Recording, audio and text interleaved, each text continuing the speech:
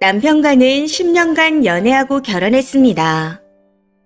둘이 언제 결혼하자 이렇게 구체적으로 얘기한 적은 없었지만 결혼을 한다면 당연히 서로와 할 거라 생각하고 사귀고 있었습니다. 그러다 연애 기간이 길어지고 서로 나이가 차다 보니 남자 쪽 부모님께서 먼저 밥 한번 먹자는 말씀을 해오시더군요. 해서 자리를 만들어 인사를 드리게 됐습니다. 당시 결혼 얘기를 구체적으로 한 것도 아니었고 처음 만나 뵙는 자리라 인사만 드리는 정도로 생각하고 나갔습니다. 그런데 제가 잘못 생각했던 건지 남친 어머니께서 인사드린 후 자리에 앉자마자 결혼식 이야기를 꺼내시더라고요. 내년에 내가 퇴직하기 전에 결혼식을 올렸으면 좋겠다. 너넨 어떻게 할 생각이냐 하시면서요. 여기서 1차로 당황했습니다. 앞서 말씀드렸듯이 결혼에 대한 막연한 생각은 있었지만 구체적으로 의논하는 자리는 아니라 생각하고 나갔으니까요. 아무튼 그 뒤로 식사를 하며 요즘 애들은 이런 거 싫어한다던데 나는 서로 집도 왔다 갔다 하며 편하게 했으면 좋겠다. 딸 같은 며느리가 갖고 싶다. 결혼식 전에 시외가가 있는 지방에 내려가서 친척들에게 인사도 한 번씩 쭉 돌고 와라. 하는 등 첫 만남 자리에서 온갖 말씀을 다 하셨습니다. 결혼에 대해 정해진 게 어느 하나 없는 상태에서 며느리에 대한 바람과 요구를 말씀하시는 걸 듣고 현타가 왔던 것 같아요. 해서 그날 집에 돌아가자마자 남친에게 연락해서 나는 어머님이 바라는 며느리 역할을 할 자신이 없다. 결혼 못할 것 같다. 하고 통보했습니다.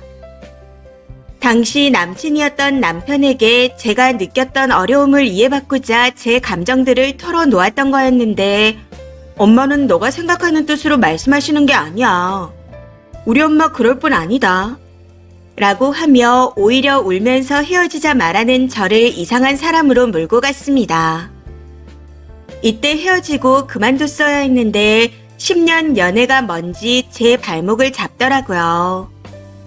그렇게 점점 결혼은 진행되었고 결국 지난달에 식을 올려 현재 결혼 한 달 차입니다.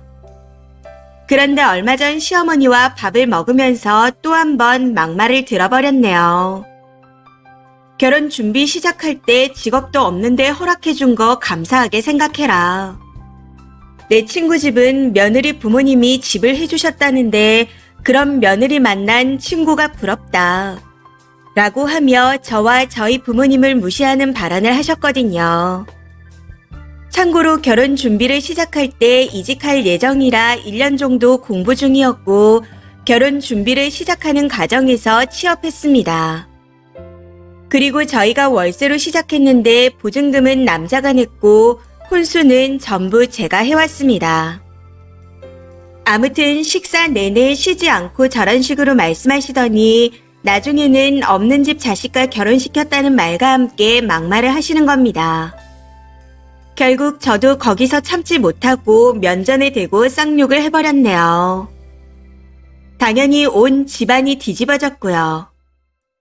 이후 온갖 막말과 쌍욕을 해대며 고래고래 소리 지르는 시어머니와 남편에게 이혼하자 한마디 남기고는 집으로 돌아왔고 현재는 짐을 챙겨 나온 상태입니다. 혼수용품도 전부 빼오려고요. 결혼 준비를 하는 기간 동안 여러 사건들로 참 많이 싸웠습니다. 쌓인 감정에 불만을 말하면 교묘하게 모든 걸 제 탓으로 돌리는 시가 사람들 때문에 심리 상담까지 같이 받았지만 전혀 고쳐지지 않는 것 같습니다. 돈으로 무시하는 것도 모자라 저희 부모님이 능력 없다고 돌려가게 해대는 걸 보니 이젠 더 이상 저의 힘듦을 이해시킬 의지도 없고 어차피 저를 이해 못할 거라 생각해서 관계 개선의 의지도 없습니다. 차라리 아이라도 없을 때 갈라서려고요. 해서 결혼식 올린 지 이제 한 달 차인데 결국 이혼합니다. 결혼을 준비하는 기간 동안 끝낼 기회가 많았는데 파혼할 용기가 없어 결국 이혼녀가 되었네요. 지팔 직곤이라는 말이 딱인 것 같습니다.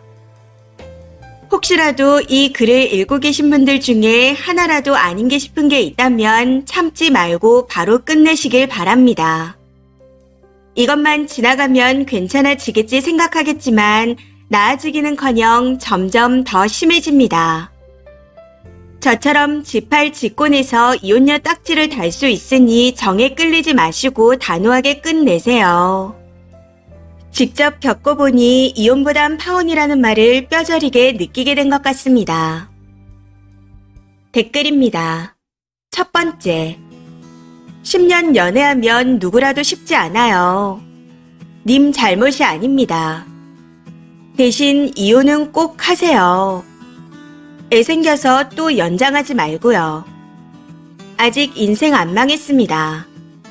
앞으로 새 출발하시면 되니까요.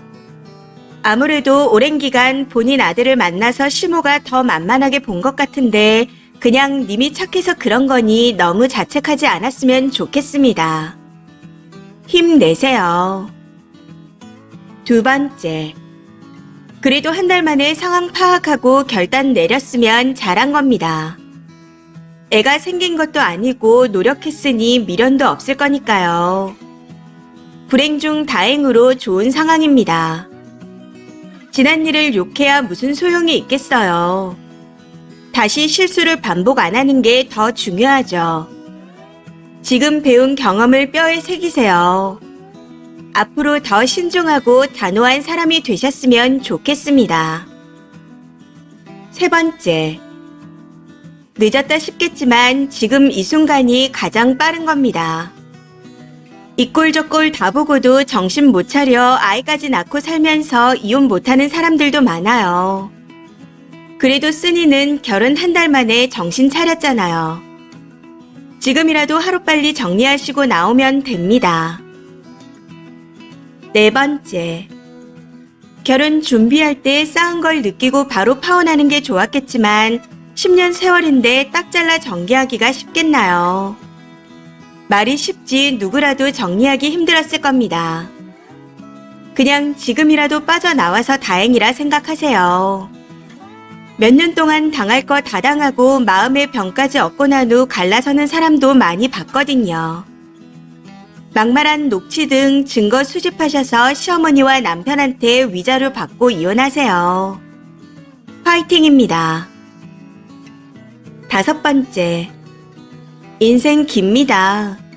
긴 인생 하루라도 행복하게 살아야죠. 아니다 싶으면 그만두는 게 정답입니다. 쓰니 말대로 앞으로 더하면 더했지 덜하진 않을 테니까요. 이제 결혼 한 달 차인데 부모님까지 들먹이며 막말하는 걸 보면 답이 없습니다. 더 늦기 전에 깨달아서 그나마 다행이네요. 여섯 번째, 결혼 준비 때부터 심각했던 것 같은데 그대로 강행한 게 도저히 이해가 안 됩니다. 보아하니 여러 번 신호를 보낸 것 같은데 그래도 결혼 한 달 만에 정신 차려서 다행이네요. 결혼 준비 당시 느끼고 끝냈다면 정말 좋았겠지만 지금이라도 늦지 않았습니다. 혹시 아이라도 생겼다고 생각해보세요. 아찔하잖아요. 그러니 너무 자책하지 마시고 하루빨리 새 출발하시길 바랍니다. 이번 사연은 여기까지입니다. 시청해주셔서 감사합니다.